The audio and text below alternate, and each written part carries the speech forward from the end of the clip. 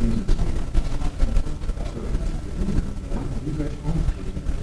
right, I'm going to call the meeting to order, the Alabama Environmental Management Commission. We do have a quorum today. We have a couple of members absent, one with a positive COVID test and another with an honor being bestowed upon him in Birmingham. Our first agenda item is consideration of the minutes of the meeting held on October the 9th, 2020.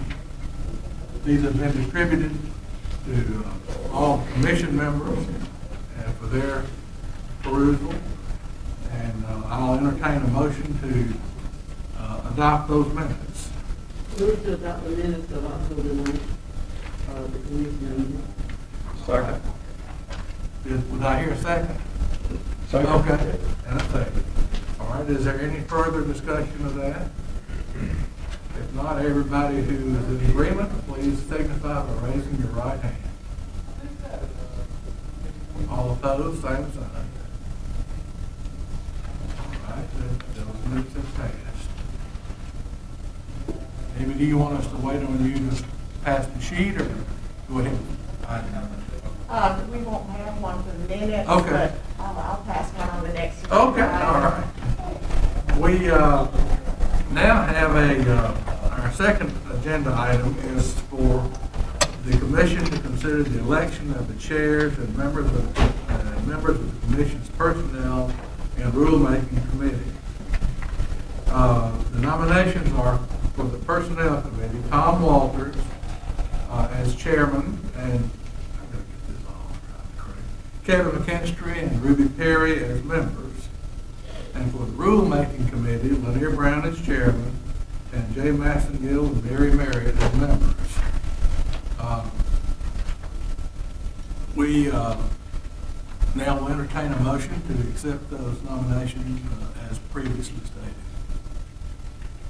Move to accept the nomination for the commission meeting.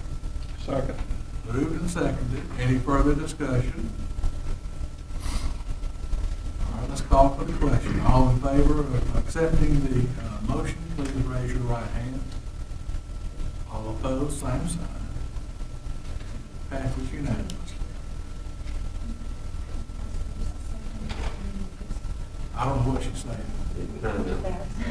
Need to pause for just a second to fix my Oh, audio. time out. Okay. Yeah. Well, we'll take a time out.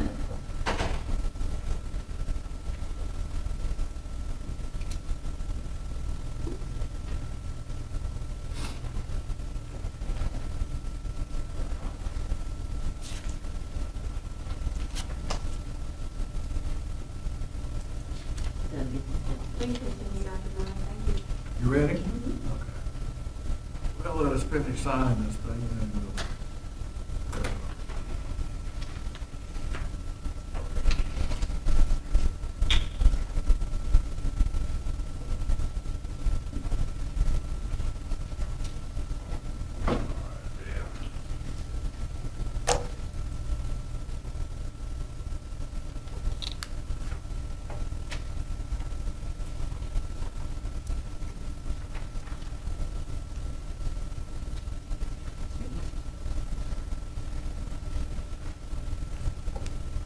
We'd like next to have our report from the ADM Director, Mr. Williams. I'm going to remove my mask so you all will be able to understand me a little better. Not that I'm all that understandable to begin with, but anyway. Well, let me wish everybody good morning and welcome to the second meeting of the Alabama Environmental Management Commission for fiscal year 2021. As you know, the department is comprised of 5 divisions plus our Office of General Counsel. The work of the Air, Land, and Water divisions is reported on frequently. In August, a comprehensive report on the Field Operations Division was presented for the first time in my reports to you. Today's report will highlight the major functions of the 5th of the divisional organizations, Permits and Services. Permits and Services Division does much of the work the public does not see. The division is comprised of 4 branches and a separate section dedicated to compliance assistance. They are Information Systems Branch, General Services Branch, Fiscal Branch, External Affairs Branch, and Compliance Assistance Section. I'll review the work of each of these and give you a sense of the critical role the division plays in the department's success. Please be prepared for a lot of slides because Permits and Services has a lot of responsibilities to cover. In particular, you will note the number of activities that help keep our costs down. The Information Systems Branch is the largest branch in the division. It provides electronic tools and electronic data handling for the entire department. Most of the states operate centralized information technology departments that serve most or all state agencies, including their environmental agencies. ADEM is one of a very few environmental programs with a dedicated in-house IT staff. This has resulted in experienced staff with specialized environmental operations knowledge, low turnover, flexibility, responsiveness, quick turnaround, and focused execution, high quality work product, and low cost. In-house staff is making us more efficient and effective, which is one of our strategic and operating plan goals. The Information Systems Branch supports all divisions. We have heavily embraced e-enterprise applications to the Information Systems Branch. This automation provides us the competitive advantage to allow us to be perhaps the most efficient and effective low-cost program in the nation. The branch has a wide array of responsibilities. Many of the objectives in the annual operating plan discussed at the last commission meeting involve IT. The branch's responsibilities include acquiring and maintaining computer hardware. The branch installs, repairs, and provides consultation for the department's 400 laptops and more than 600 personal computers. Currently, the department maintains 240 servers and 400 terabytes of storage capacity. Here you see several of our IT staff standing in front of the departmental data center storage area network that houses the 240 servers and 400 terabytes of storage. 1 terabyte is, I'm getting technical here with you, 1 terabyte is 1,000 gigabytes or 1 million megabytes. The FY 2021 operations plan calls for major computing and storage infrastructure upgrades in the coming year. The branch is responsible for overseeing software development and programming needs. The work is done both internally and by managing outside contractors. Currently, our largest outside contractor works with us on the new generation software upgrades underway that will keep us at the very leading edge in this field. This is a major objective in our operating plan. Information Systems maintains departmental databases. The department has more than 100 databases and applications.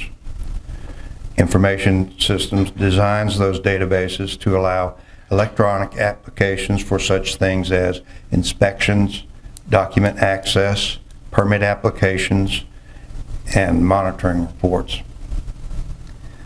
The software upgrades are making databases more standardized and interconnected, therefore more useful and cost-effective. The branch is also responsible for developing and maintaining e-enterprise applications. E-enterprise applications help keep the public informed by providing the public direct access to all public information.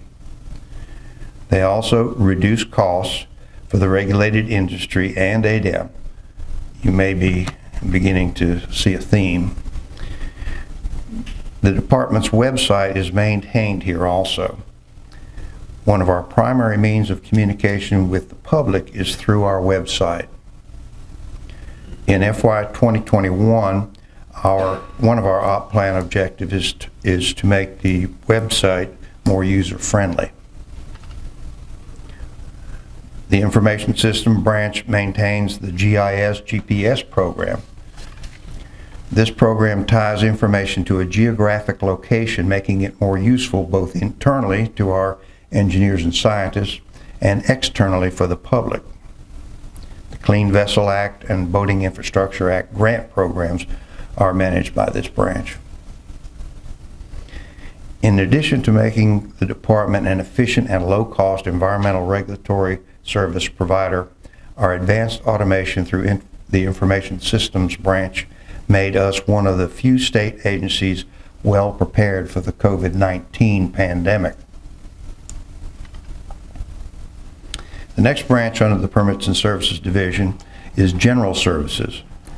It makes sure public water and wastewater systems have access to funding, helps keep the department records straight, maintains the workplace in a way that helps employee morale, manages departmental assets, is responsible for good first public impression, and makes sure documents and mail get where and when they need to be. The Drinking Water and Clean Water State Revolving Fund loan programs make low-cost funding available to public drinking water and wastewater systems in Alabama. They focus on small and disadvantaged systems with limited access to other funding. In recent years, we have embarked on an expanded marketing effort to engage with systems that may benefit from the program. The FY 2021 plan calls for that effort to continue. Since 1997, the Drinking Water SRF program has made more than 260 loans totaling more than $500 million, with more than $100 million in new loans in FY 2020. Since 1987, the Clean Water SRF program has made more than 280 loans to wastewater systems totaling more than $1.2 billion, with nearly $100 million in new loans in FY 2020. As a government agency, the department must comply with many statutory requirements. The Alabama Administrative Procedures Act is one of the most far-reaching of those. The General Services Branch, along with Information Systems and the Office of General Counsel, oversees records management and retention required by the APA. Records management includes timely public notices, publications, and many other legal obligations. Under the Alabama Administrative Procedures Act, timely legislative notification of administrative rulemaking actions is also required in order for that body to provide oversight.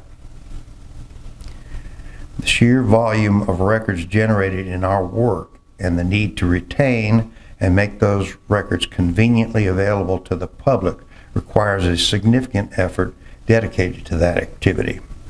The Document Services Unit does that. Records retention has been converted largely to an electronic format called Laserfiche as part of our e-Enterprise initiative. More than 3.5 million documents with many times that number of pages have been converted to electronic format. That material occupies more than 25 terabytes of storage. As with most e-Enterprise activities, we have significantly reduced the costs of record storage, improved efficiency, and provided easy, direct public access.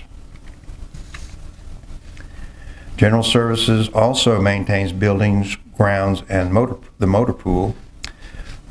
Proper management of buildings and grounds extends the life of those assets, which reduces cost in the end. Effective management has led to increased efficiency in recent years with LED lighting retrofit and radio frequency identification of furniture and equipment that increases the speed and accuracy of taking inventory. Here you see the General Services Branch Chief receiving an award from the State Auditor for having a perfect inventory audit by his staff of the more than $16 million of ADEM property, excluding land and buildings. Well-maintained physical facilities improve morale. Well-maintained physical facilities also improve the public's perception of the department. Our work requires a substantial field presence. You may recall that inspections is one of our major tools to obtain compliance, and that requires a sizable motor pool. There are 183 vehicles operated and maintained in the department's motor pool. Similar to private sector car rental companies, we have instituted automated checkout, check-in, and GPS tracking, which are key elements in effective motor pool management. This photo is about 1/5 of the motor pool inventory, along with the staff dedicated to efficient operations. Maintaining a captive motor pool rather than utilizing the centralized state motor pool results in a much more efficient and lower cost operation. The reception desk, print shop, and mailroom are managed by General Services. The reception desk is where the visiting public's first impression of our organization is formed. Greeting the public timely, professionally, and warmly is important. You probably recognize this person at the reception desk. Hers is also the friendly voice you hear when calling the main telephone number. Our work is often very technical, involving maps, charts, and other documents needing the services of a print shop. The General Services branch meets the need quickly and accurately. Modern equipment and skilled operators means we rarely need to look outside for printing needs, which helps reduce cost. Our work also requires much formal, written, time-sensitive communication that must be handled efficiently. This is done in the mailroom. Of course, like any standalone organization in or outside state government, financial matters including documentation, execution, and reporting must be handled professionally, meaning accurately and timely. The fiscal branch does that. As a public entity, financial transactions by the department receive oversight from the State Finance Office, the State Comptroller, State Auditor, State Examiner of Public Accounts, EPA, the Inspector General, and independent auditors, in addition to our internal financial controls. The work is important, but not glamorous. It gets little notice unless something goes wrong. Fiscal handles our purchasing. Each year, the department has purchases of about $10 million, excluding payroll, travel, utilities, and grants. That amounts to more than 3,000 transactions per year. Fiscal manages payroll. Payroll costs, including employee benefits for our 570 personnel, make up about 80% of our $64 million annual operating budget. The fiscal branch recently employed an e-enterprise application that put timesheets in an electronic format to improve accuracy and eliminate the need for one full-time equivalent. Our work requires significant in-state and out-of-state travel. In a typical year, the fiscal branch handles about 1,700 transactions for travel expenditures totaling more than $500,000. Working in conjunction with the division chiefs, all travel is closely controlled. All department receipts or deposits go through fiscal. Approximately 54% of the departmental revenue is fees from the 35,000 facilities we regulate. The fiscal branch also handles more than $20 million, or 35% of our total budget, from about 24 individual grants from EPA. Anyone who's dealt with federal government grants can appreciate the challenge of that process. Like most organizations, the department operates within a budget. Each year, the fiscal branch oversees federal and state budget preparation. The department, through the fiscal branch, must justify budget requests to EPA, the governor's office, and the legislature. Fiscal branch must also provide comparisons and explanations for variances between budgets and actual expenditures to our funding sources, as well as the division chiefs, the deputy director, and the director. The department requires numerous federal, state, and private sector contracts to carry on its work. Fiscal is where we coordinate contract approvals and payments. They ensure that the department complies with state and federal regulations requiring very involved contracting safeguards to protect public funds. They also coordinate with the legislature and various departments in the governor's office that provide contracting oversight. A list of professional service contracts executed since the prior commission meeting is one of the items provided to you and the public before each commission meeting. These 3 individuals and 4 support staff manage the work of fiscal.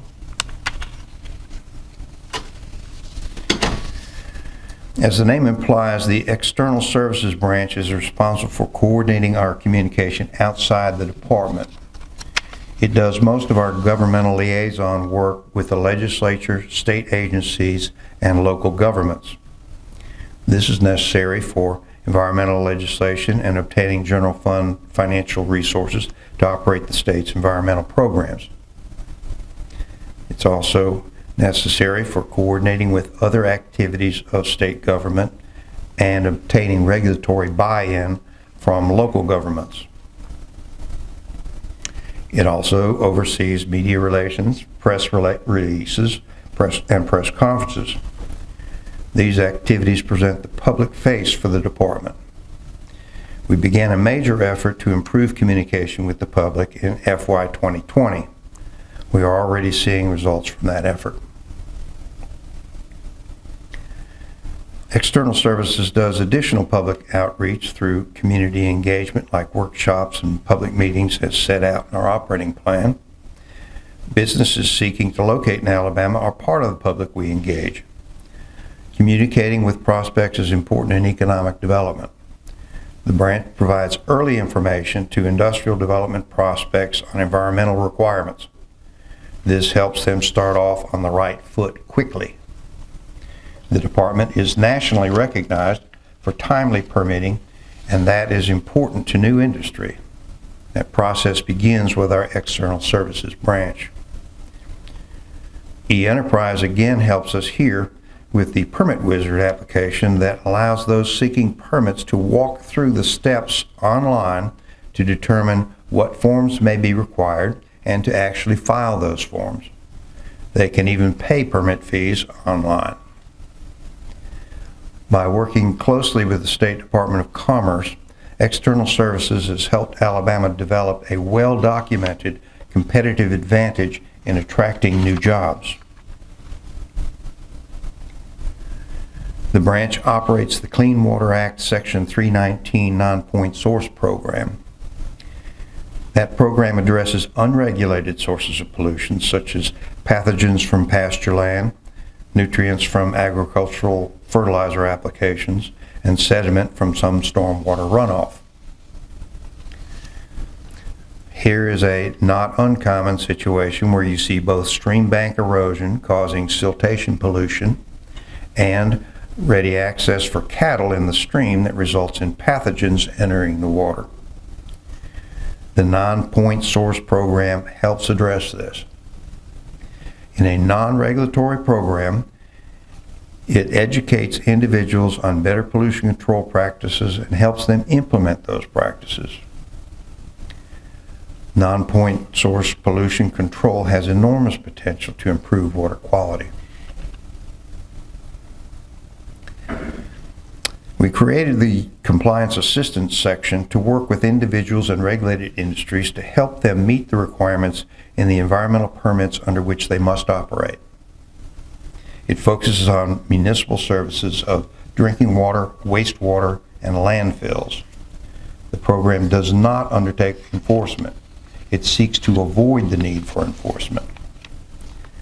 While each division engages in compliance assistance, the department has also set up this dedicated area to promote permit compliance.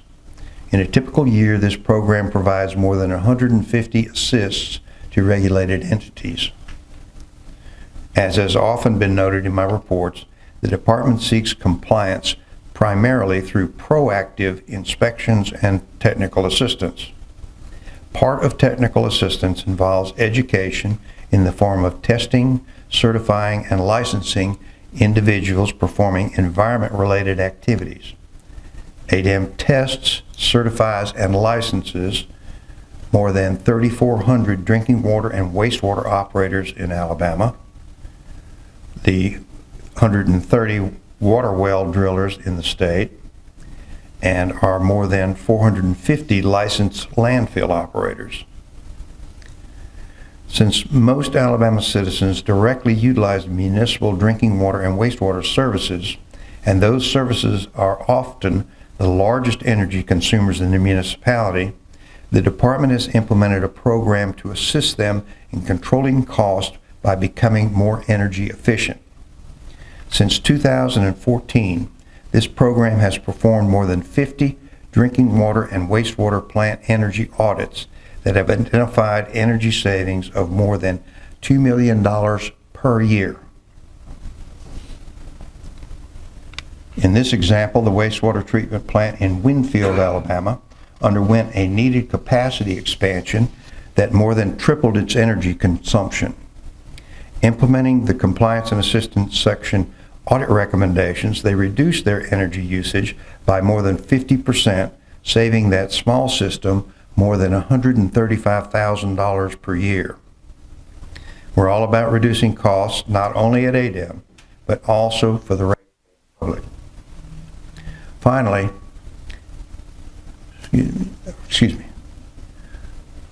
Finally, the compliance assistance section houses the Ombudsman Office, where individuals and organizations not able to have inquiries or concerns addressed by others within the department, where they can obtain assistance. In a typical year, more than 100 inquiries are handled.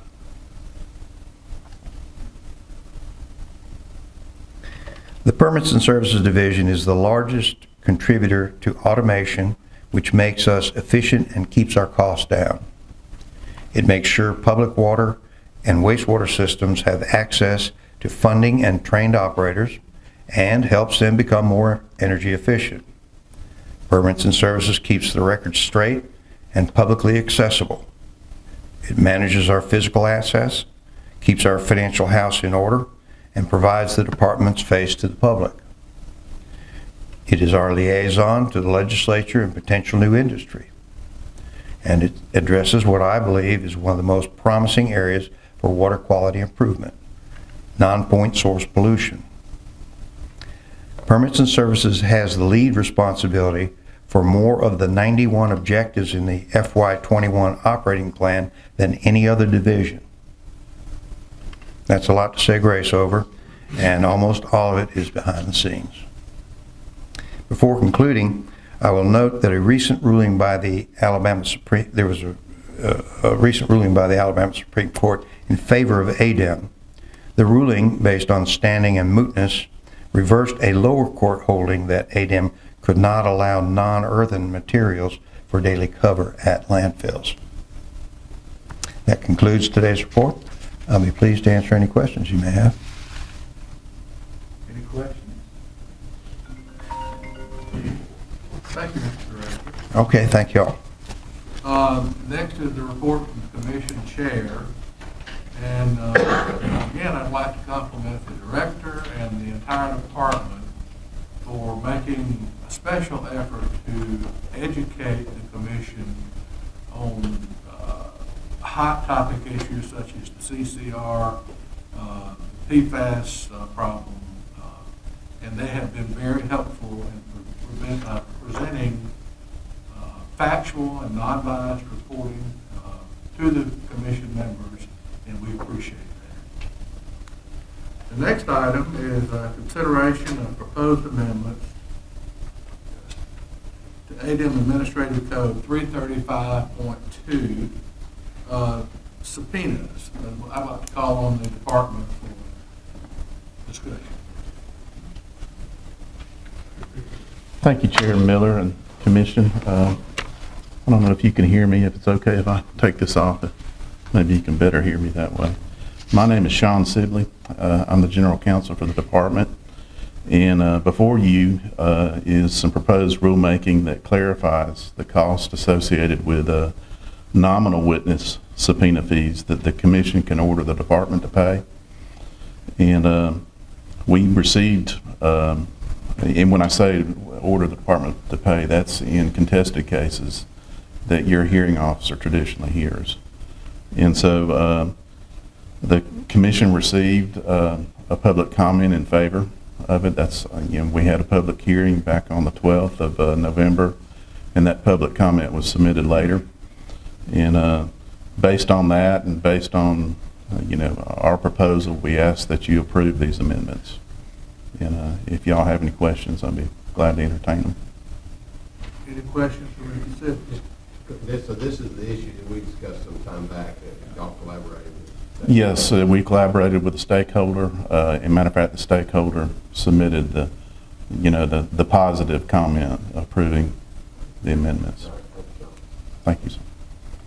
Any other questions? Thank you. I'll accept a motion to accept or deny the proposed amendment. Move to adopt the proposed amendment. Second. Moved and seconded. Any further discussion? If not, I'll call for the question. All in favor of accepting the proposed amendment, please signify by raising your right hand. All opposed, same sign.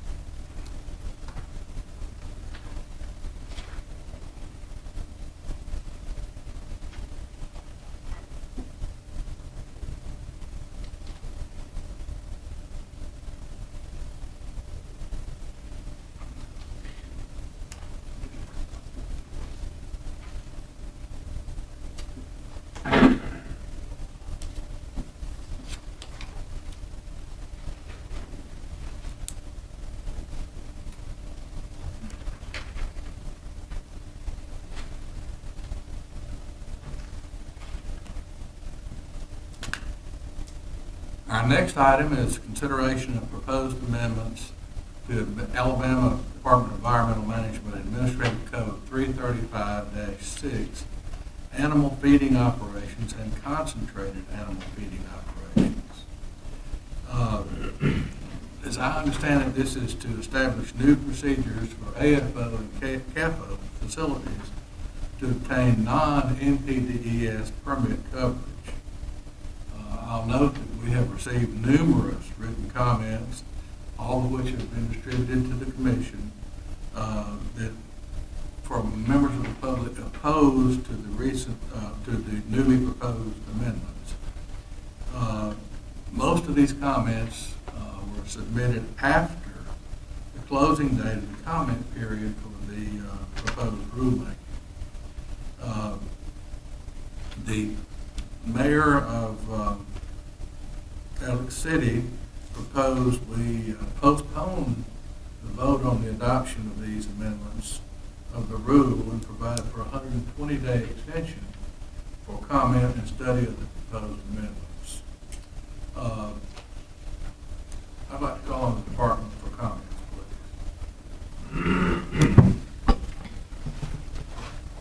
please. Thank you, Mr. Chairman, and good morning, Commissioners.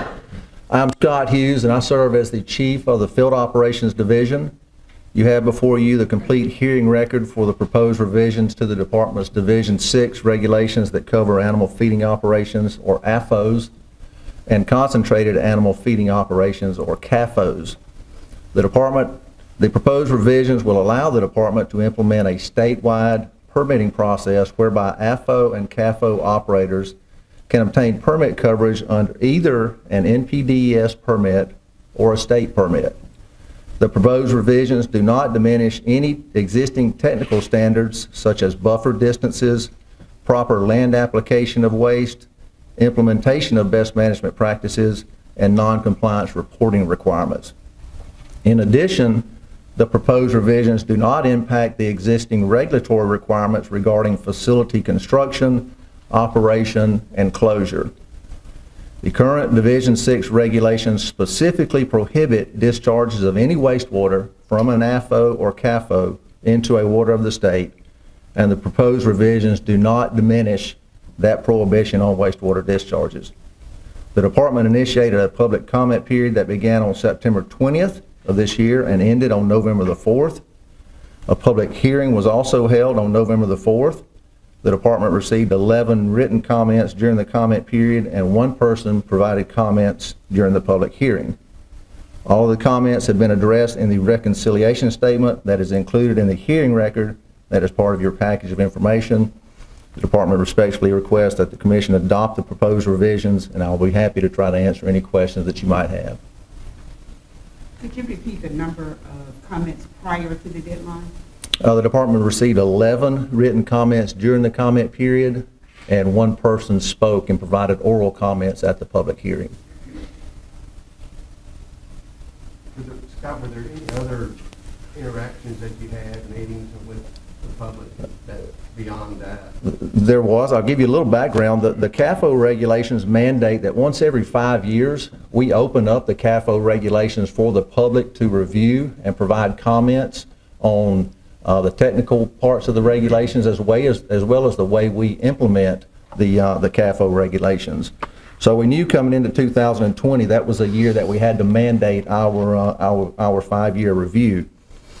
Started out with a lot of internal discussions with my staff on how we're going to best utilize our resources to regulate CAFOs and to make sure that we're protecting water quality. So as part of that 5-year review process, we initiated a public comment period on May the 10th and held a public hearing on June the 11th. The comment period closed on June the 12th as part of that 5-year mandated public review comment. We received one comment from the Southern Environmental Law Center that was submitted on behalf of 5 groups, and then we also received comments from Lake Watch of Lake Martin, which I think is the group that has submitted a lot of letters to the commission in the past couple of weeks. We spent over 2 months reviewing those comments and then issued a response to the comments on September the 1st. And I will note as part of that 5-year review, one of the comments that was submitted by Lake Watch of Lake Martin is that they wanted the department to perform more inspections of these CAFO facilities. That was one of the comments that they submitted during the 5-year review. And you know, the process that we propose now with these regulatory revisions takes that inspection process out of the hands of hired consultants that are hired by the CAFO operators and puts the inspection process into the hands of the department and our inspectors, so it gives us, in my opinion, more control over the inspection process, and it just presents a better regulatory structure for us to implement the program and protect water quality. So the QCP people that were doing these inspections yearly, that's going to be cut back to 5 every 5 years, are hired by the CAFO, not by the state, not by ADEM. Is that correct? That's correct. They are an independent third-party consultant, if you would, that's hired by the CAFO facility to come in once a year and inspect their facility. How often would you say that these QCP inspections found anything to be concerned about?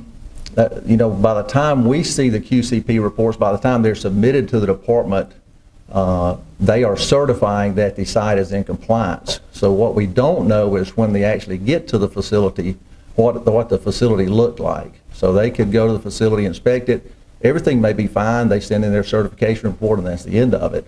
Or they could get to the facility, the hired consultant, and they see issues that need to be addressed, so they give the CAFO owner, you know, a day, 2 day, whatever, and say, you need to address these issues, and then I'm going to come back and do a follow-up inspection so I can submit my certification to the department. Are these inspections announced or unannounced, or do you know? The QCP inspections, I'm pretty sure they're announced. I mean, if you hire somebody to come to your farm or to your house to do work, you're going to know when they're going to come so that you can be there and meet them and show them around the operations. All of our inspections are unannounced. That's the point I wanted to make. Correct, yes. Now, a lot of people go around and collect water data, soil data, et cetera, and they give those data to the department. How do you guys handle what comes in? If they think it's bad, what do you guys do with it? Sure. We have a long history. As a matter of fact, we were one of the primary entities that provided financial and technical support to get the group Alabama Water Watch up and running. Back in the early 90s, we were approached by that group, Citizen Monitoring Watch Data, and we like that. I mean, they're kind of the canary in the coal mine. With close to 80,000 miles of rivers, lakes, and streams, we can't be everywhere every year. So we understood the importance of Alabama Water Watch, invested significantly to get that up and running. And now we use that information on a regular basis. We review their data on a regular basis. If we see something that's trending in the wrong direction, or if they notify us, hey, we're seeing bad issues in this particular creek, then we can use our in-house resources, which are a little more detailed, a little more scientific, allows us to collect a lot more comprehensive data. We can use our resources and go in and do some really detailed monitoring in those watersheds and identify, are there truly declining trends in the water quality, or is it something that we need to be concerned about? So if the amendment allows for more inspections and you have more control, then some of the comments that I just read mean that there may be some miscommunication or misunderstanding because one of the comments was there need to be more control. What if this amendment allows that? How often? How many more inspections would you do other than the every 5 years? Right now we in our work plan commitment with EPA, we are the hurdle is not very high with regards to inspections. They mandate that we do 30 inspections a year, which is a fairly small number. We typically do about 50 to 70, somewhere in that neighborhood. But with these proposed changes and us not having to, my inspectors not being in the office reviewing all these reports that are done by the hired consultants and being able to get out and do more inspections, it's hard to estimate, but I would think 100, 150, 200 inspections, additional inspections a year. And it is true, as I understand it, that ADM has nothing to do with where a facility such as a CAFO would be, or disallowing any place that a CAFO wants to build. Is that correct? That's correct. One of the comments that was submitted by a group was that they want a moratorium on the construction of CAFOs in that watershed. They also want a moratorium on the land application of poultry litter in that watershed, and the department, we just don't have the regulatory authority to determine where somebody installs or constructs a CAFO facility. What we do is we work with NRCS and some of the other state and federal resource agencies to ensure that the land application of litter is done in accordance with standards and technical requirements and things like that are protective of water quality. And another comment was that, That's right. was that ADM did not allow enough time, and I made a note of the time that you allowed the public notices, and that you were ineffective in doing that. If you agree, well, obviously you disagree with that, because you did allow the time for them. Why do you think that they're making that statement? Well, I can probably speculate a little bit. I mean, we obviously met all the legal requirements of the Administrative Procedures Act and our public noticing requirements. Actually, we probably went a little beyond that, because I had a personal conference call with 4 of the board members from the Lake Watch of Lake Martin group and spent well over an hour on this conference call outlining to them these 2 basic facts. One, this gives the department more control over the inspection process, which is a good thing. And the other thing is it does not diminish, as I read in my statement, any of the technical requirements, the buffer requirements, the land application requirements, the best management practices requirements, facility construction and installation, None of those requirements are impacted by this reg change. The reg change simply takes the inspection process out of the hands of the hire consultants and puts it into our hands. Now, there's one other change that we proposed having to do with continuing education requirements. Right now, I think CAFO owners are required to obtain 4 continuing education hours per year. 2 things on that front. One, we feel like if we're doing more inspections, we can allow our inspectors to perform that education and outreach to the farmers so they're getting accurate information from the company, the agency that actually administers the programs.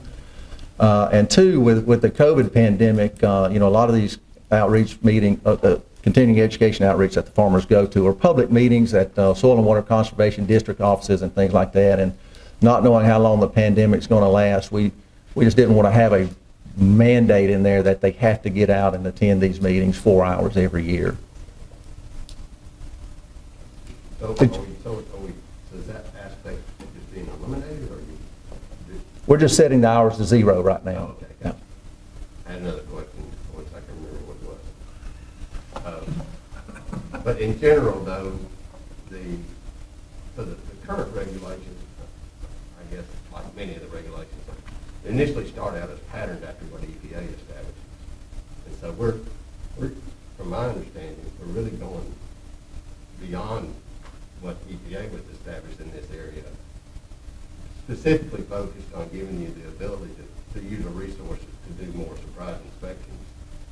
Is that accurate? Correct. When the regulations were put into effect 20 years ago, EPA mandated that all CAFO facilities have NPDES permit coverage. And of course, we set our regulations up to mirror that because we have to do that since we implement the NPDES program here in Alabama. Through various court rulings over the years, that authority by EPA has been whittled back so that now EPA only requires NPDES permit coverage if a facility actually discharges or proposes to discharge. And probably for the last 5 or probably 8 or 10 years, we've been really more stringent than EPA because we've mandated that they obtain NPDES permit coverage. We've got about 1,000 facilities here in the state of Alabama. The overwhelming majority of those are poultry facilities. Probably 98, maybe 99% are poultry facilities. They do not generate any wastewater stream. The big thing with poultry facilities is what do we do with the poultry litter through the land application process. And as I said also earlier, the existing regulations specifically prohibit discharges, wastewater discharges from CAFO facilities into a water of the state, and this proposed regulatory change is not going to negatively impact that prohibition, will still remain in place. Are there any more questions from Mr. Hughes? Thank you. Yes, ma'am. I'd now like to ask for a motion to accept or deny the proposed amendment. I move to adopt the proposed amendment. Second. Moved and seconded. Is there any further discussion?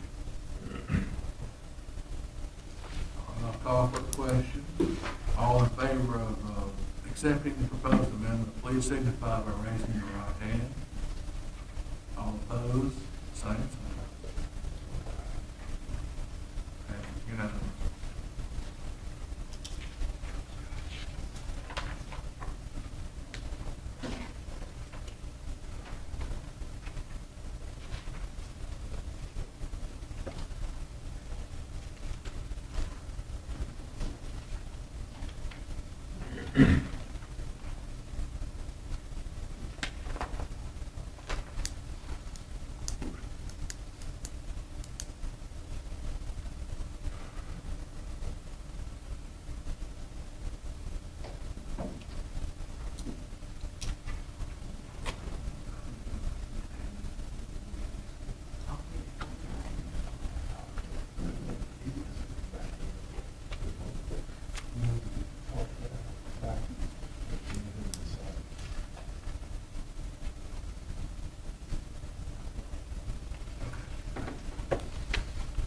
Our next item is consideration of proposed amendments to Administrative Code 335-6, Water Quality Program, Underground Storage Tank Regulations.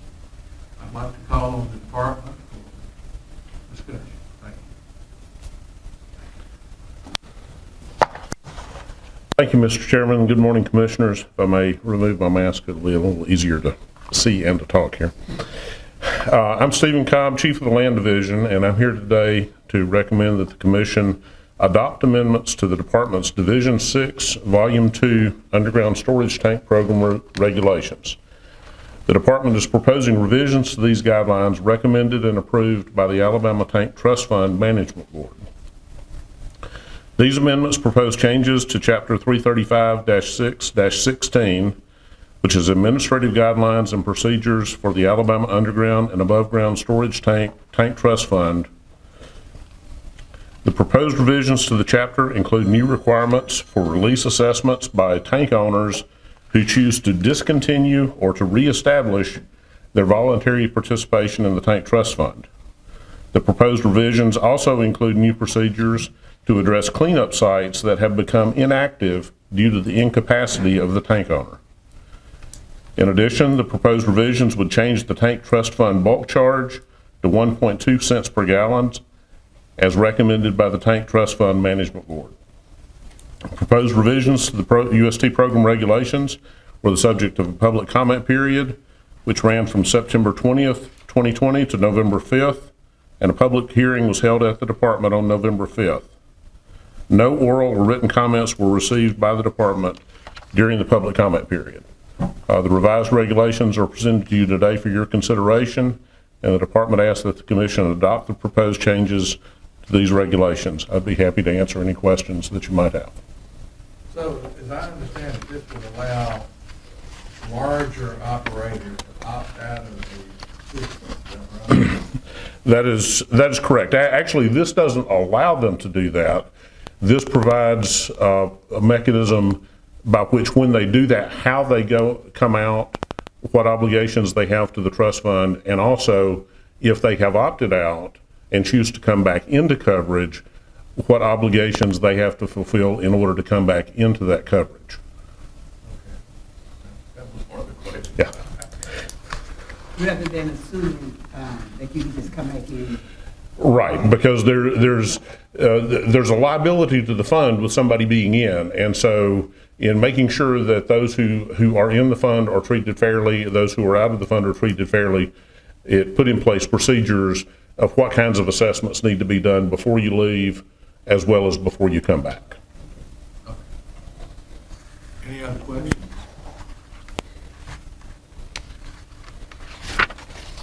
I'll accept the motion to propose or reject the proposed amendments. Move to adopt the proposed amendment. I'm going to adopt. Second. Moved and seconded. Any further discussion? All in favor, raise your right hand. Any opposed, same sign.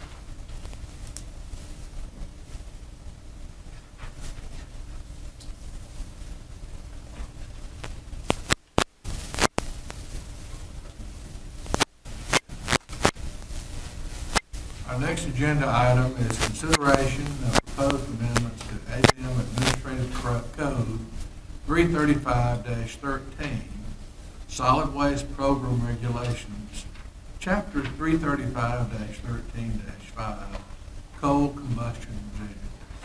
I'd like to call on the department. Thank you, Mr. Chairman, and again, good morning. Again, Stephen Cobb with the Land Division. Here now today to recommend that the Commission adopt amendments to the Department's Division 13, Solid Waste Program regulations. These amendments propose changes to Chapter 335-13-15, Standards for the Disposal of Coal Combustion Residuals in Landfills and Surface Impoundments, along with a proposed change to Chapter 335-13-5, Procedures for Obtaining Permits.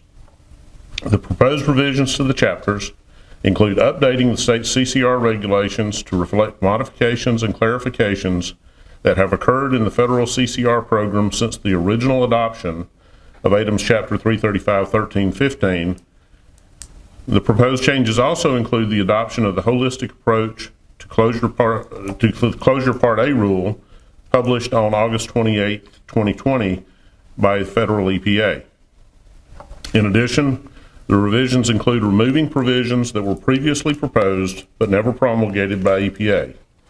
These regulations provide the department with the regulatory authority to resolve issues relating to the management of coal combustion residuals generated from the combustion of coal at electric utilities and independent power producers.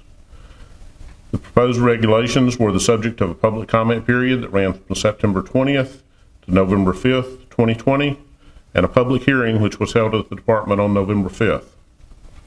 No oral comments were received during the public hearing. However, written comments were received during the public comment period by the department. No changes were made to the proposed regulations as a result of the comments received. The department's response to the comments received have been provided to the commission. The revised regulations presented to you today for your consideration, and we ask that the commission adopt the changes to these regulations. Again, I'll be happy to answer any questions that you might have. Could you explain to us what the holistic approach is? The holistic approach is one of a number of rulemakings that EPA has been making incrementally to the federal CCR regulations in response to court challenges and other issues that have arisen since the original adoption in 2015. I will have to refer back to see exactly what that exact description of the holistic changes, but it is one of a series of changes. There are more coming, but this one finally came out. I believe it had to do with legacy units and how they are treated in the regulations. In other words, this is probably not going to be the last time we No. address this. No. As they come out. No, we'll be back before you multiple times before this is over with CCR. Are there any other questions?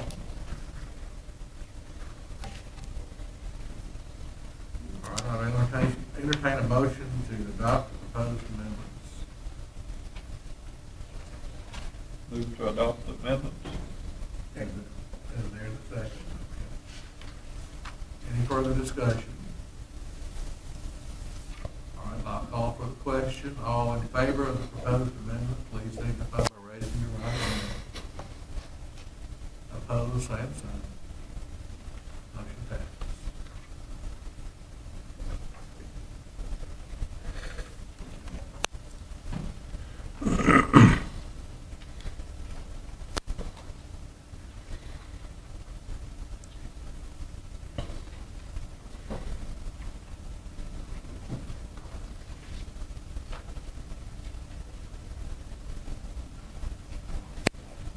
We're going to provide you lunch.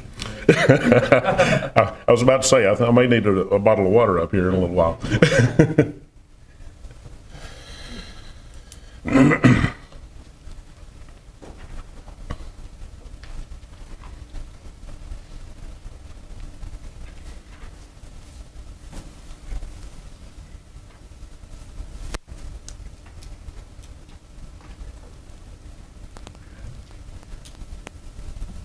Our next agenda item is to consider proposed amendment to ADAM Administrative Code 335-14, hazardous waste program regulation. Thank you again, Mr. Chairman, and again, Stephen Cobb with the Land Division. I'm also here today to recommend that the Commission adopt amendments to the Department's Division 14, hazardous waste program regulations. Revisions to the ADAM Admin Code Division 335-14 are being proposed to adopt a newly codified and revised federal rule promulgated by EPA to adjust the term length for hazardous waste treatment, storage, or disposal permits issued to disposal facilities by the department. The federal rule, which was increasing recycling, adding aerosol cans to the universal waste regulations, was finalized on December 9th of 2019. This rule adds hazardous waste aerosol cans to the universal waste program and creates new management standards for universal waste aerosol cans. Additionally, the department proposes modifications to the land disposal facility permit term length to promote consistency among all permitted hazardous waste treatment, storage, or disposal facilities. The proposed revisions to the hazardous waste program regulations were the subject of a public comment period, which ran from July 26th through September 17th of 2020, and a public hearing was held at the department on September 17th. The department received one written comment in support of the current rule changes, and no oral testimony was offered at the public hearing. Regulations presented to you today for your consideration, and the department asks that the commission adopt these changes. I'm happy to answer any questions that you might have on this one.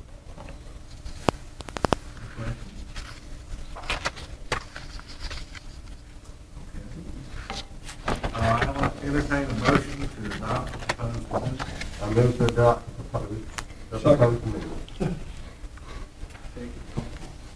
and seconded. Thank you. Any further discussion? None, I'll call for the question. All in favor, please signify by raising your right hand. All opposed, same sign. Passes unanimously.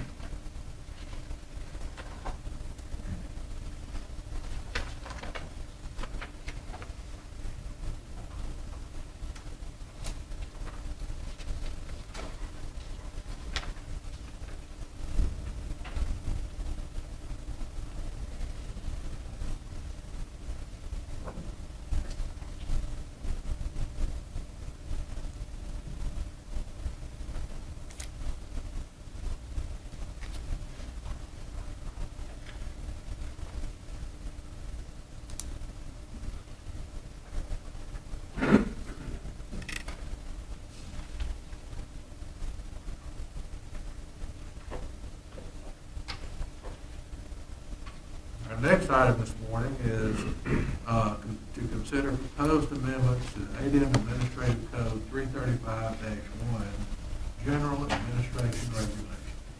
Morning, Mr. Chairman, members of the commission. I'm Russell Kelly, Chief of the Permits and Services Division. The department held a public hearing on September 17, 2020 on revisions to Division 1 of the ADM Administrative Code.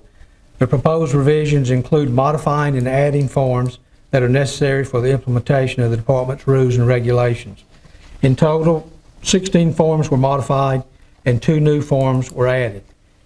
Additional modifications are proposed in order to restructure the hazardous waste program fees outlined in Fee Schedule C to address fees changes related to the hazardous waste land disposal facilities.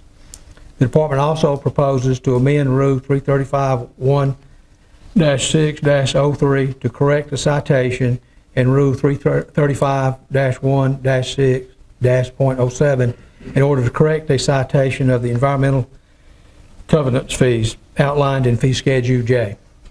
It's important to note that no comments were received during the public notice and comment period.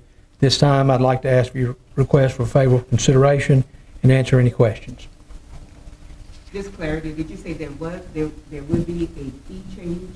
Yes, ma'am. There's a fee schedule change that is reflected. Schedule, not the fee itself, but the fee Yeah, schedule. some fees in that schedule that are reflective in the rules you previously adopted. Are there any other questions? If not, I'll ask for a motion to approve or deny the proposed amendments. I move to adopt the proposed amendment. Second. My motion and a second. All in favor, please raise your right hand. All opposed, same sign. Thank you, Mr. Chairman, members of the commission.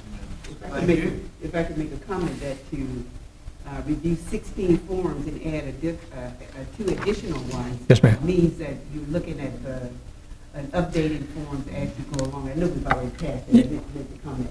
Yeah, typically, we have 400 or 500 forms in the department that are codified, and they are modified. There's reasons for modifying them or changing them throughout the year. So we'll collect some and then modify them periodically. In this case, we had 16 that we did modify. They were existing forms, and we made some modification to them.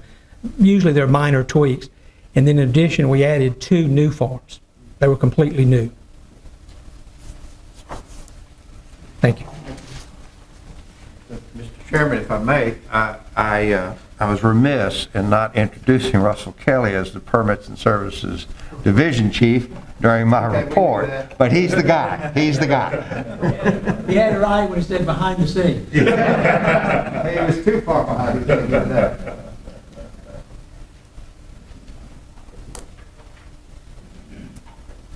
Is there any other business that any commissioners wish to discuss or bring up?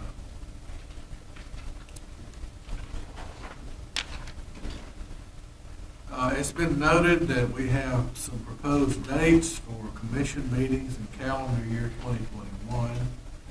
They're listed in your booklet there: February 12th, April 9th, June 11th, August 13th, October 8th, and December 10th, all in 2021. Does anybody here have a problem with any of those that you know of at this point?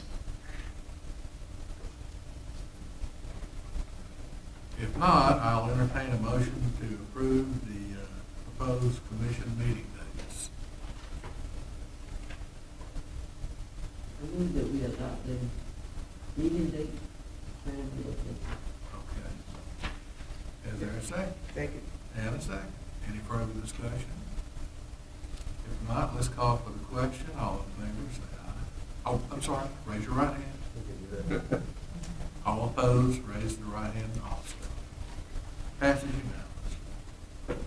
unanimously. Now, our next, hold on.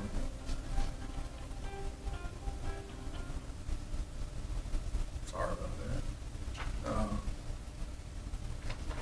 Our next item on the agenda is request to make public comments.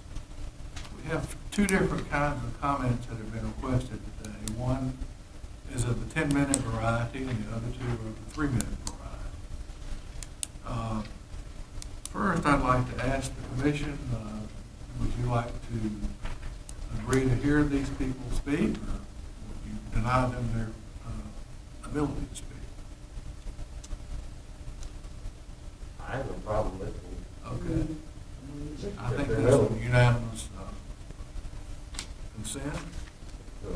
I'm going to call on Mr. Campbell, who has requested to make a more formal presentation. He's from Lake Watch at Lake Martin, as I understand. That's correct. And we welcome you to the commission.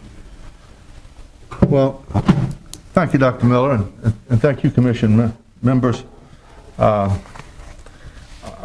appreciate the opportunity to be here with you today. I'm here because I'm a clean water, clean environment advocate, and I think everybody in this place is probably the same way, and so I feel comfortable and proud to be amongst you.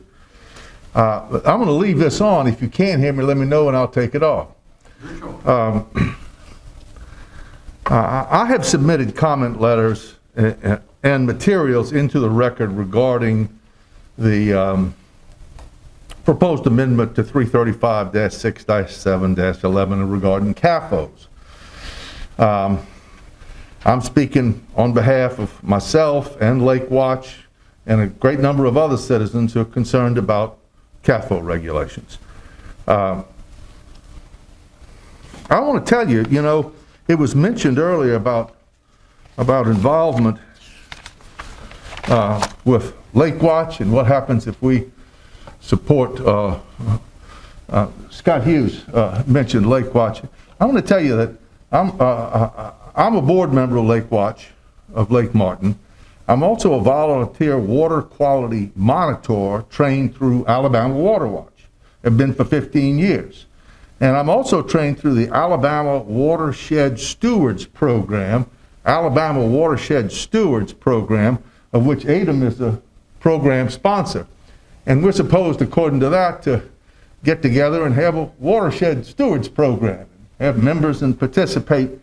You know, I don't want myself or anybody who's a citizen advocate to feel like we're blowhards and nobody's listening to us. And I don't really feel that way, but I'm frosted a little bit about the way we have not had an opportunity to participate in this and what we feel like are shortcomings in the notice and the outreach and the opportunity to participate. And I really want to urge that we want that opportunity going forward. We want a good working relationship with ADEM.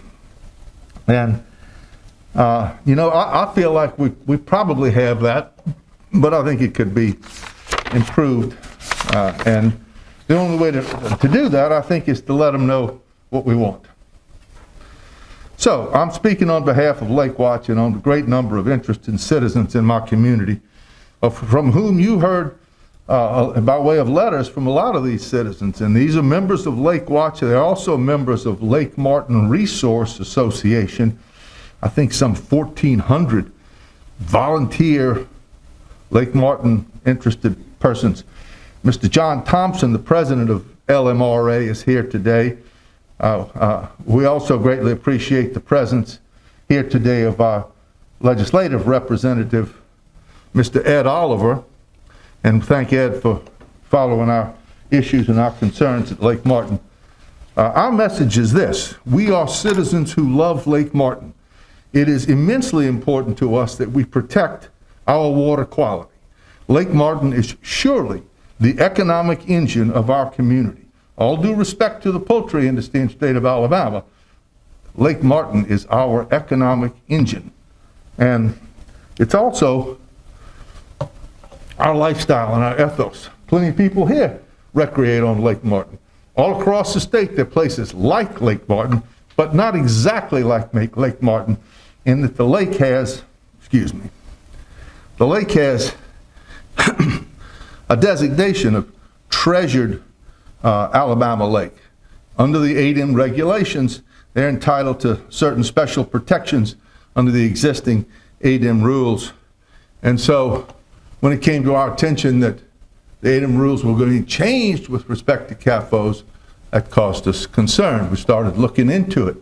And I, for one, was able to navigate the ADEM website and find this stuff, but it took quite a doing.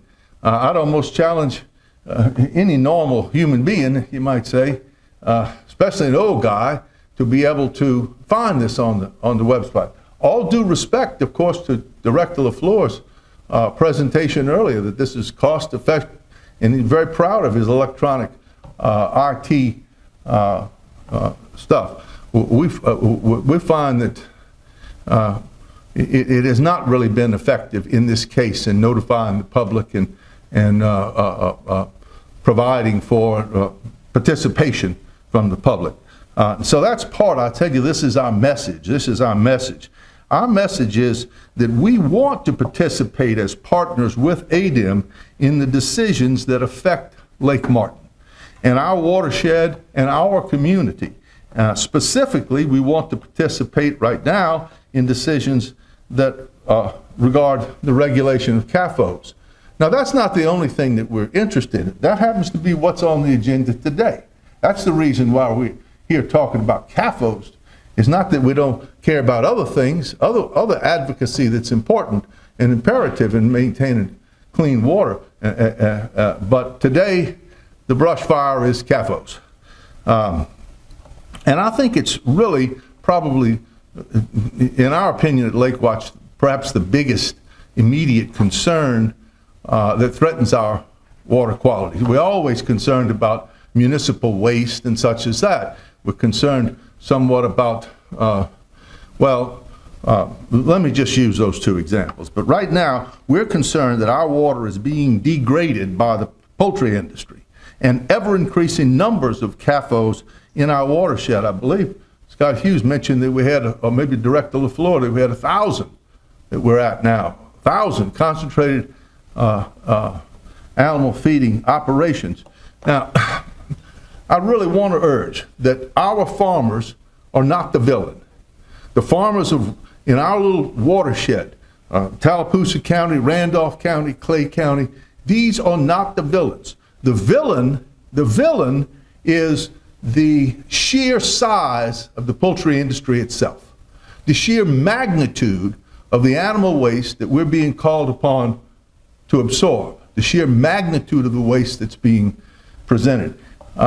We believe that our water is currently being degraded by that. And we believe that in part because Lake Watch has gone out and found alarmingly high water test numbers that show fecal E. coli counts that are loading into the streams, tributary streams of the Tallapoosa River, and then on into, in due course, into Lake Martin. Our water quality in Lake Martin is excellent, but if we don't take a watershed approach, then we're going to lose Lake Martin in due course. So we take a whole watershed approach. I think that's exactly what ADEM would tell us that we need to do. That's exactly what the university people tell us we need to do. And that's what we want to do.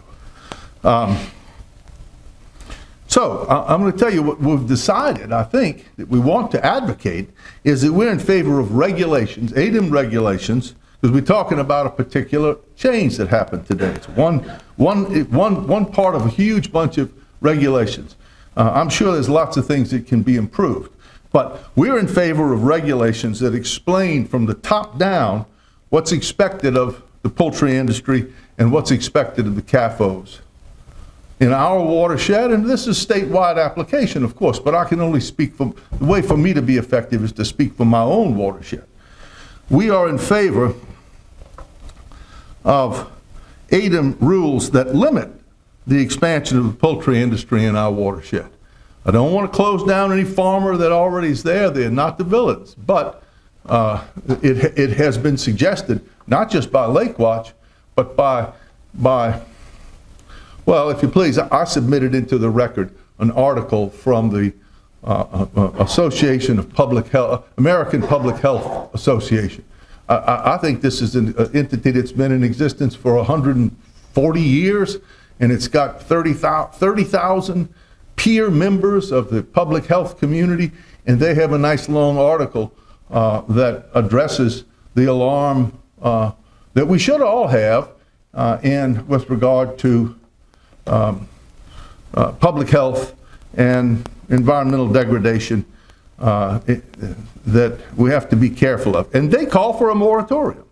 Now this is, I commend that to you. I know there's an awful lot of stuff that you have to do, but I wish you'd read that, and I want to be sure that we all are aware that this is not just a hair on fire alarm that Lake Watch has.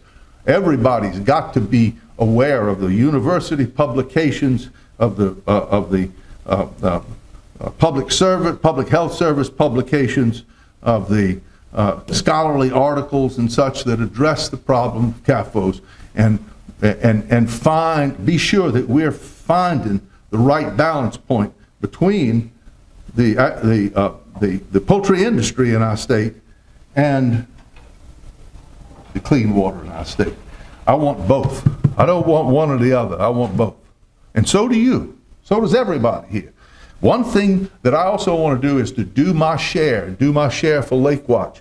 And that means, once again, that I need to participate. I was mentioning things that we were in favor of. I think that we're in favor of, and this is really about universities telling us what we're in favor of, and NRCS telling us what we're in favor of. But I'm advocating part by rules that would help the farmers move CAFO animal waste out of our watershed. And it's not just about moving it out of Tallapoosa County and into some other county. We all have to love our downstream neighbor, is the saying in the community, in the water thing. You got to love your downstream. So I'm not just trying to move it, but where we are, we're in the Piedmont. Our land has clay soil close to the top. and it's sloped. So we got more problem about runoff than they're going to have down in the coastal plain, or putting CAFO on such things as. So I say we want to move the CAFO animal waste out of our watershed and do what? Well, do what the universities and the NRCS tells us is the best practices, to put it on row crops and make use of it. And right now they've mostly been concerned about how to best use poultry litter as a fertilizer and access the nitrogen in it so that it helps the crops grow. That's the main thing that the universities and the NRCS have been talking about. We got to start getting them to talk a little bit more about how to overcome the pathogen load and overcome, perhaps by composting. We're in favor of composting that would reduce the biological pathogen, or diminished biological pathogen. That's not really done. That's not really done when they talk in the CAFO industry about composting. It's one of the ways that they dispose of their bird or animal of their bird mortality, but not the way they dispose of. They don't generally dispose of, as I understand it, of their litter, their poultry manure, by way of composting, and that's perhaps a good idea. I'm advocating for it, and we need the university and the NRCS to tell us that. Now, I want to make this point. The record in the ADEM public hearing November 4th shows that only 2 comment letters had been received. It's not my purpose, incidentally, to criticize. I wrote the comment letters. In fact, I wrote 2 comment letters during the, and I addressed the ADEM. You need to wrap it up. You're 3 minutes over already. No, sir, I'm 10 minutes. Isn't that correct, Your Honor? Yeah, but you're at 13:21 right now. Oh, really? Yeah. Well, I am long-winded. Well, let me say, let me get to it. Let me get to the point. Let me mention 2 things that are really important. One is that we want to participate as partners with ADEM in the decisions that affect our community. We want a little more effective public notice. You've gotten a lot of letters from people who were frustrated because they didn't know that this was happening. All due respect to the notices on the computer, something more needs to be done. Something more needs to be done to improve that. And I want to say that today, this is my finale. Today, the Commission has approved the amendment, so state permit coverage for CAFOs has begun. But still, at present, rule requirements applicable to state-registered facilities, I trust, I hope, do not fully exist. Those rules have to be developed, and I ask that ADEM does please find a way to involve our citizens, Lake Watch, Lake Martin Resource Association, City of Alexander City, Dadeville, and our waterworks in the development of those rules. We want to participate. We want to help. We want to know what's going on. We want to participate as partners with ADEM in the decisions that affect our watershed and our community and Lake Martin. I wish I had another half an hour to talk, but thank you for my time. You are aware that ADEM has nothing to do with where a CAFO is placed. Is that right? Well, you know, I mean, they could build one right across the street here. That has nothing. All we do is govern their environmental restrictions and regulations. We do not tell them where they can place it. you do tell them where, I do understand that, and I heard that mentioned today, and I didn't really know. I'm kind of a new, I'm not trained as an environmental lawyer. I didn't know about that. This is news to me. It's a big learning process, but I'm doing my best. And I understand now that CAFOs cannot be told by ADEM, well, I've heard it said before, we can't tell a farmer what to grow on a farm. Well, no, but they can, in the existing permit process, you can tell him how to do it. And you specifically can tell him where and how to dispose of his poultry litter by dispersing it on the surface of the land. Because if that poultry litter dispersed on the surface of the land gets washed off during a rain event into the waters of the state, then you have the definition, I believe, of a non-point source pollution. That's right. So they can, that's, I guess that's that's what I understand. Okay. Thank you for being here today. We appreciate your comment. Yes, sir. Now we have Mr. John Thompson. John is, I know is next door, so I guess he'll be coming right in.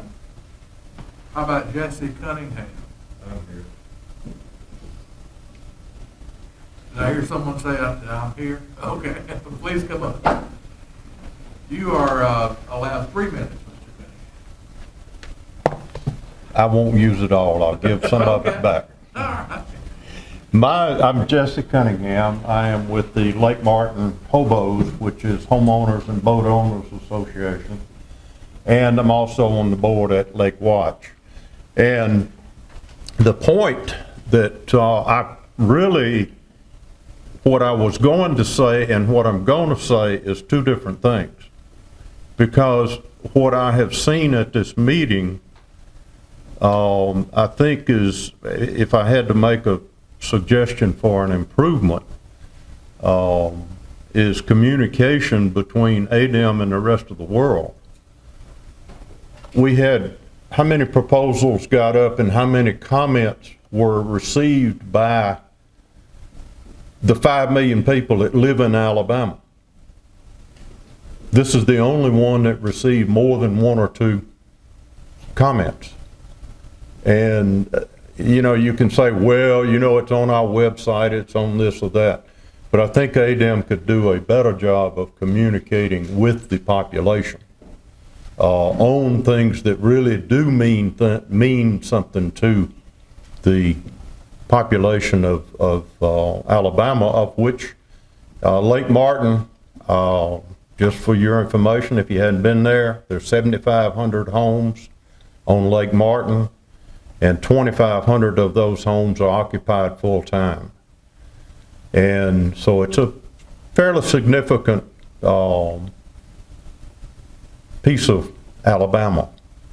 And just for further information, 60% of all property tax revenue in the Tallapoosa County comes off of the lake. And it's a very small portion of the county. But the CAFO problem is real. There are a lot of things that can be said. We're going to do local inspections.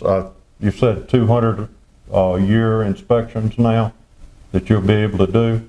How many CAFO farms are there out there? 1,000? Roughly 1,000. Okay, so that's once every 5 years they'll get inspected. Who knows what goes on in between? It's up to the population to do that. Now, I will say ADEM has done a great job when we asked for their help. Lake Watch took legal action against the city of Alex City, against the city of Dadeville, and against the city of Camp Hill on sewage treatment plants. ADEM forced all 3. Camp Hill is not done yet, hadn't started yet, but they did take action against those cities, and it did work, and we appreciate that. We had residents just recently that we had to advise to go to ADEM on rain erosion on a construction project that was going on. It was going directly into the lake. They took action quickly. We appreciate that. And I think that the communication needs to work in both directions. That's the primary thing at this point. I hope everything works well with the CAFOs. We're going to keep an eye on it. And I think that your letters, I know you received a letter that showed the amount of pollution that is being found in the creeks headed to Lake Martin. And just be conscious of it, please. That's it. Thank you. Mr. Director, if the people in the Lake Watch and these other organizations wish to be on the email list of everything that's being proposed for rule changes, can they not just add their name to the list? Absolutely, absolutely. There you are. We invite And that way you'll know everything that's coming. Well, that's good. Okay. Are things like this published in the newspaper anywhere, or is it strictly on the website? Yes, sir. Absolutely. Published, this is a statewide regulation. It's published in the statewide circulation newspapers, Huntsville, Birmingham, Mobile, Montgomery. And we can get you on that email list to give you a signal anytime you would like to. If you'll be here at the end, we'll sign you up and get you going. And we also, it's published at the Administrative Monthly for the legislature. And we try to reach out, but we're looking for ways to do it better. Thank you, sir. All right. Is Mr. Thompson returned yet? He's here. There he is. Here. Come on up. You also have 3 minutes. Thank you. I think I can probably do it in less than that, but I'm about as far out of my comfort zone as I've ever been, so I'll tell you, started out with that. There's nobody named here. I know you guys are doing a great job, and I appreciate this opportunity. Actually, this is not my first time out here. Early on, when the gentleman talked about the early certification of volunteer water testers, and I was one of those involved at that time with some employees of ADM, and we were very involved in Catoma Creek as a 303D listed stream, heavily polluted. That was one of the areas that we concentrated on, and we never ever saw any change of any of the values as we were doing the testing. No matter what took place or what was done to try to do something about cleaning up that body of water, it never happened. So it's still the same way today. And that's the thing that I'm concerned about going forward. Our organization is actually focused on preserving and protecting Lake Martin for future generations. And my fear is that without a strong policing of the areas, the Muckfall, Fox Creek, all the creeks that flow into that are gorgeous, they're absolutely beautiful, and they have a lot of recreation. I mean, it's not the streams flowing there. People are actually on those streams enjoying the clean water that flows into Lake Martin there. So any degradation or any kind of change that harms it, it affects people, and it affects them rather quickly. Our organization is focused on cleaning up Lake Martin to the point that there is no trash on the lake. And we've been very successful over the last 15 years. We've pulled 160 tons of trash that had been there since the lake was ever formed. A lot of it has been. Some of it has been dumped in there more recently, but for the most part, it was old trash. But it's coming off, and we've got a very big lake, but we're getting the trash off of it. What we're talking about here today is an unseen. We can't do anything about that without ADM's help. We can do the water testing. We can find the problem. We see the E. coli after the heavy rains, but that's where we need ADM to step in. I'm going to tell a quick story, and then I'm done. Back in the early 70s, there was an awful lot of a group of us before the dam was built at Wedowee that did a lot of canoeing on the Tallapoosa River. And one Sunday afternoon, we had our usual group, and we'd go up to Germany's Ferry Bridge, and we're going to put in there. Beautiful day. It had been raining a lot last week, but the water was starting to recede. It had been high and was dropping down. We pulled up to that location to take our canoes out and float down the river. And as far as we could see, on both sides of the river was dead chicken carcasses. The smell was overwhelming. It would absolutely take your breath. But the sight is one that I've never forgotten. And that was one of those things that, you know, how could that happen? Could we have done something that could have prevented that? I don't know. But the thought of that occurring again, if we don't really regulate and make sure that what's going on as far as the chicken farms are concerned, that could happen again. I appreciate the time, and I think we can support. I like some of the things I heard, but I just want to make sure that they're going to be done and that we can do the kind of things that we can to protect Lake Martin. Thank you so much. Thank you for being here. Thank you. Okay, that brings us to the final item, which is someone needs to make a motion that we adjourn. Do I hear such a motion? And, all in favor, say aye.